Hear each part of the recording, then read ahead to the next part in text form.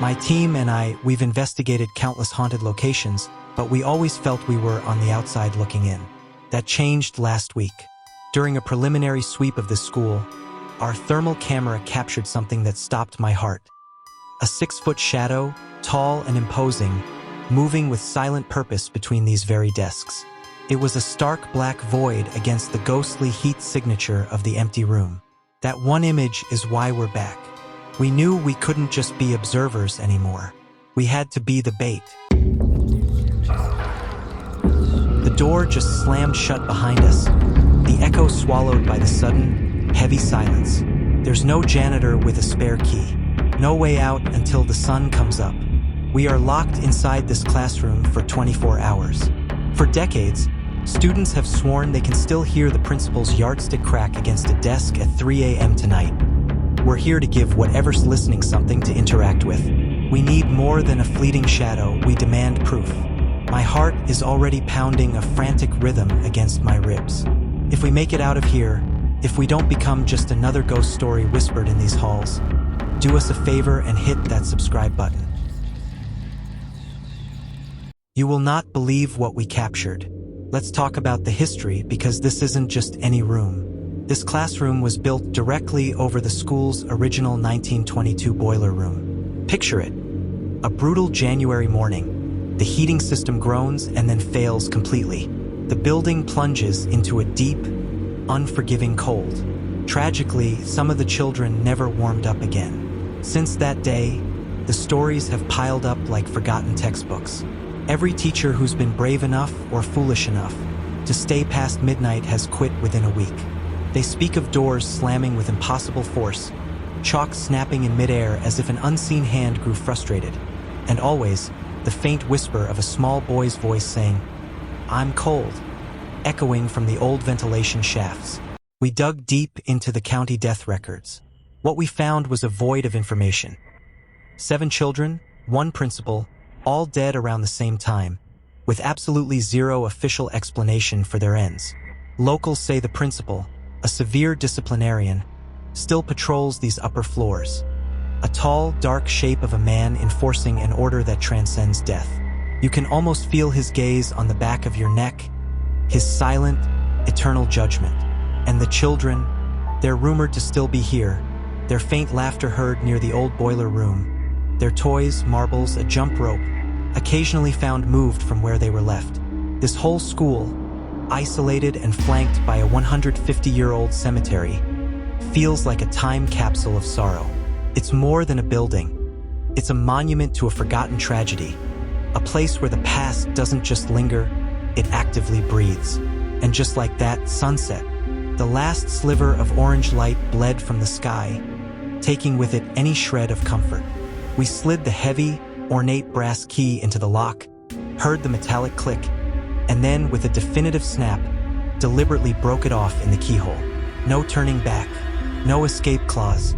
Our backpacks, meticulously packed, suddenly felt tragically inadequate. Inside, 1 EMF meter, our spirit box, 2 GoPros, for spare batteries that now seem like a cruel joke, and a handful of granola bars. Granola bars against whatever has resided in these walls for a century. The thought is almost laughable. The first thing that hit us when the door closed wasn't the darkness, but the smell. A suffocating mix of damp chalk and something metallic and cloying, like rust and old blood, clung to the air, thick and oppressive. Then came the cold. It was already a good 4 degrees cooler inside the classroom than in the hallway, a chill that had nothing to do with the evening air. And then, the classic sign you're not alone here. My phone battery, a healthy 87% just moments ago, plummeted to 12% in under a minute. It's as if this place is a predator, draining energy from anything it can to fuel what exactly. The air grew heavy, thick with anticipation. Every shadow deepened, and every creak in the old floorboards became a footstep. We just stood there, listening to our own breathing, which sounded unnaturally loud in the sudden, profound stillness.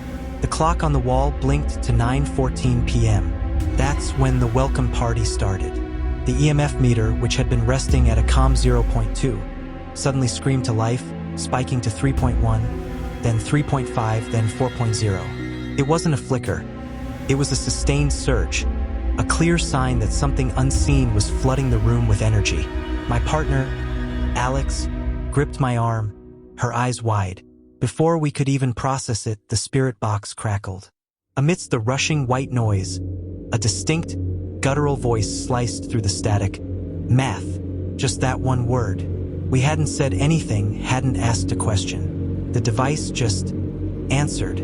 A moment later, a slow, deliberate creak echoed from directly above us, like the sound of heavy weight crawling across the ceiling tiles. Every nerve ending screamed. We aimed our flashlights up, cutting through the gloom, but there was nothing. Trying to keep my voice from shaking, I managed to ask, "Are you the principal?" The silence that answered was absolute. But then, from across the room, a heavy wooden desk scraped across the floor. Not a bump, a slow, 10-inch drag, the sound of wood against linoleum unwavering and full of intent. We tried to laugh, a desperate, hollow sound that fooled no one. It was the sound of sanity starting to fray. The temperature continued its unnatural descent. At 11:02 p.m., my breath began to fog in the air. 58 degrees. Inside, Alex, standing a few feet away, let out a sharp gasp. She spun around, her eyes searching the empty space behind her. "Did you feel that?" she whispered, her voice a tremor. Something tugged my hoodie string 3 times, like a small, insistent hand. But there was nothing there. Absolutely nothing. My skin erupted in goosebumps. We switched to night vision, plunging our world into an ethereal, terrifying green. And there they were, orbs, dozens of them, materializing out of the darkness, swirling and clustering around the vintage globe in the corner like a silent, swirling congregation. The spirit box crackled again, the static breaking for a sharp, authoritative voice that commanded, "Line up." It was a teacher's order, crisp and undeniable. Without thinking, without a word, we found ourselves obeying, shuffling into a line against the dusty blackboard, our backs pressed to the cold surface. It was a primal, instinctual response to an unseen authority. Then, the old projector on the teacher's desk, untouched by us, whirred to life. The beam of light hit the screen, but it wasn't blank. It began cycling through images, faded, sepia-toned photos. But every slide was of the same young boy, his face in each photo violently scratched out, obscured by a vortex of swirling static. We never put a drive in it. We never touched it. Yet there it was, a ghost in the machine, projecting a memory of erasure over and over. Okay, pause right here. We have to ask you, in the comments below, tell us, would you last 5 minutes in here? Be honest. And if you're hoping we make it out of this place, smash that like button. Let us know you're with us in the dark. The digital clock on my GoPro clicked over to 3 a.m. The witching hour, the exact moment those boilers failed a century ago. You could feel the air turn electric, the energy in the room thickening until it was hard to breathe. Without warning, the fluorescent lights strobed to a blinding, painful brightness, buzzing violently. Then they died, plunging us into absolute, suffocating darkness. In the silence, 2 sounds cut through the black. Tap, tap. The sharp, distinct sound of a yardstick hitting the floor, twice, right beside us. The EMF meter, which had been fluctuating, let out a piercing, sustained shriek as it rocketed to 7.4, maxing out its range. And then the chairs. Every single chair in the classroom, all 20 of them, scraped backwards in perfect, horrific unison, dragging themselves into a circle in the center of the room. It was an arrangement for a class that was about to begin. We huddled together, hearts hammering. Our audio recorder, still running on the teacher's desk, captured what happened next. A child's voice, faint but clear, counting. 1, 2, 3. It was slow and deliberate, growing louder. It continued, up to 14. 14. The number of students in the 1922 class photo. As the voice uttered 14, the door handle, the one with the key broken off inside, began to rattle violently, furiously, as if something was desperate to get in or out. Then came the smell, a heavy, acrid scent of coal smoke, thick and choking, as if the old furnace below was roaring back to life. My heart was pounding so loud I knew the camera was picking it up. And then, as suddenly as it began, it all stopped.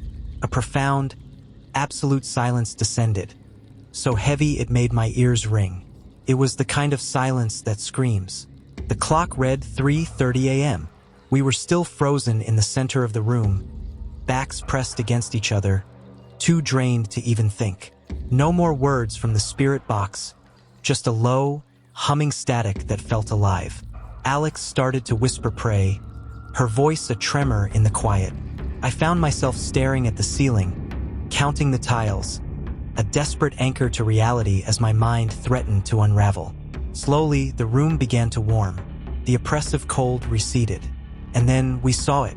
One by one, with a soft, almost polite thud, the chairs began to slide back under their desks. Not violently, but methodically, as if an unseen custodian was tidying up. It was a gesture so mundane it was utterly terrifying. The EMF meter, which had been screaming, dropped to a peaceful 0.1. The first gray hint of dawn filtering through the grimy windows never felt so sacred. It was a promise of escape. At 6:07 a.m., loud banging on the door jolted us back to life. Maintenance, here with bolt cutters. Their voices were the most beautiful sound I had ever heard.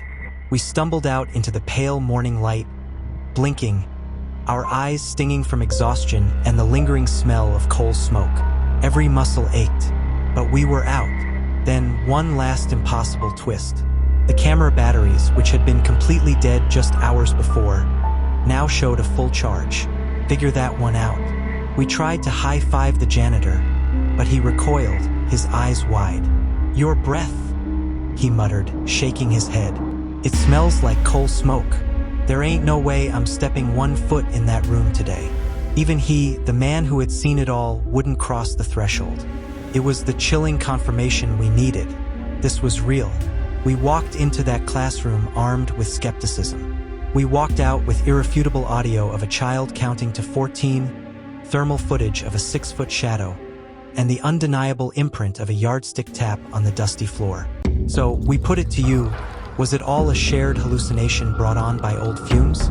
Or did 7 frozen children and their stern principal just hold class one more time? Drop your verdict in the comments.